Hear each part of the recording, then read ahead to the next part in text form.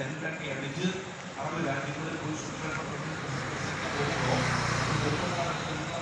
മനസ്സിലാവുന്നതോ അപ്പോൾ അവരോട് നമ്മൾ ചോദിക്കും അല്ലെ അവരുടെ ആ നിലവാരം ആ ജീവിതത്തിൻ്റെ സ്റ്റാൻഡേർഡ് അത് കാണുമ്പോൾ അവരുടെ ആ അവരുടെ മെച്ചപ്പെട്ട ജീവിതം വളരെ ഉന്നതമായ നിലയിൽ ജീവിക്കുന്ന ചെറുപ്പക്കാർ വെറുതെ സാധാരണ ജോലിയൊന്നുമല്ല മനസ്സിലാവുന്നത് നാട്ടിലെ 3 ലക്ഷം രൂപ 4 ലക്ഷം രൂപയൊക്കെ ശമ്പളം വാങ്ങിക്കുന്ന ലക്ഷത്തിന്റെ കണക്ക് പറയാൻ വേണ്ടിയിട്ടല്ല അവരുടെ ആ സ്റ്റാൻഡേർഡ് ഓഫ് ലൈഫ് ജീവിത നിലവാരം വളരെ വലുതാണ്.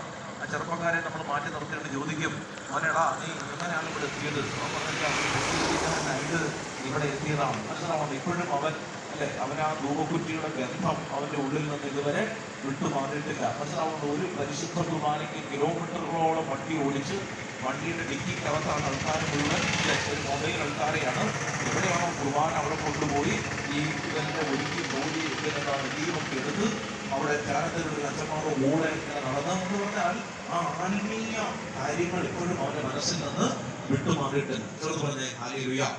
മനസ്സിലാവും. ഒരു സെക്യൂരിറ്റി പണിക്ക് ഒരു കമ്പനി വന്നിട്ട് ആ കമ്പനി തന്നെ വാങ്ങിച്ചു ഒരു ചെറുപ്പക്കാരനുണ്ട് ബഹ്റിനിൽ. ചെറുത് പറഞ്ഞേ ഹല്ലേലൂയ.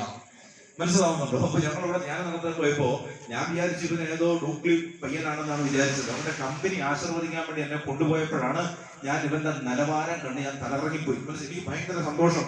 നമ്മുടെ ഒരു എക്സിഒയുംകാരൻ അവിടെ ഒരു മൾട്ടിനാഷണൽ കമ്പനിയുടെ ചീഫ് ഡയറക്ടറായിട്ട് ഇരിക്കുകയാണ്. മനസ്സിലാവുന്നു. അവൻ പറയണ ഈ കമ്പനിയിൽ 11 വർഷങ്ങൾക്ക് മുൻപ് അച്ഛൻ നിൽക്കുമ്പോൾ നമ്മളെ സല്യൂട്ട് ചെയ്തില്ലേ, ആ സെക്യൂരിറ്റിയുടെ സ്ഥാനത്ത് നിന്ന് ജോലി ആരംഭിച്ച ഒരാളാണ് ഞാൻ. ചെറുത് പറഞ്ഞേ ഹല്ലേലൂയ.